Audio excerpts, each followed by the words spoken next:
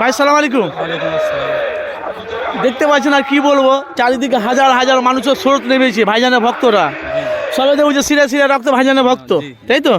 আপনার ভাইজানের ভক্ত তো আপনারা যে নলেজ সিটিতে এসছেন, দেখছি তো হাজার হাজার মানুষ উপভোগ। এই যে নলেজ সিটি মাঠে এসেছেন আজকে ঐতিহাসিক সালে, আজকে তৃতীয় দিন, আজকে শেষ। যে 252 যে প্রতিষ্ঠানটা করেছিলেন আজকে তার তৃতীয় দিন, আজকে শেষ। তো আপনি এখন সরাসরি নলেজ সিটি মাঠে আসেন, তো কতটা আনন্দ! আপনি নলেজ সিটি দেখতে এসছেন, না নলেজ সিটি মাঠ দেখতে এসেছেন, না ভাইজানের বক্তব্য দেখতে এসেছেন, না উনাকে মোসাফা করার জন্য এসেছেন, না উনার তাওয়ারও খাওয়ার জন্য এসেছেন, না ভাইজানের বক্তব্য শুনতে এসেছেন? কী কারণে, কোন টানে আপনি নলেজ সিটি মাঠে এসেছেন? আমি ভাইজানকে অনেক ভালোবাসি, ওই জন্য ভাইজানের দেখার জন্য আমি নলেজ সিটি মাঠে এসেছি। বাড়ি কোথায় আপনার? আমার বাড়ি ভাঙর।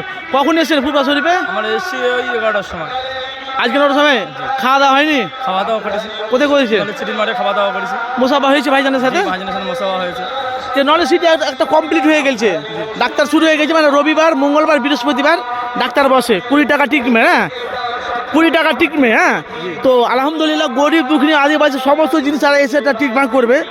এটা ভালো কাজ করছে তো আব্বাসের দিকে? অবশ্যই ভাইজান ভালো কাজ করছে। আচ্ছা, আপনার সবসময় ভাইজান নিজের কথা ভাবে না, ভাইজান সবসময় পরের কথা ভাবে। নাম কি আপনার? আমার নাম মোহাম্মদ আলামিন মোল্লা। বাড়ি? বাড়ি ভাঙা।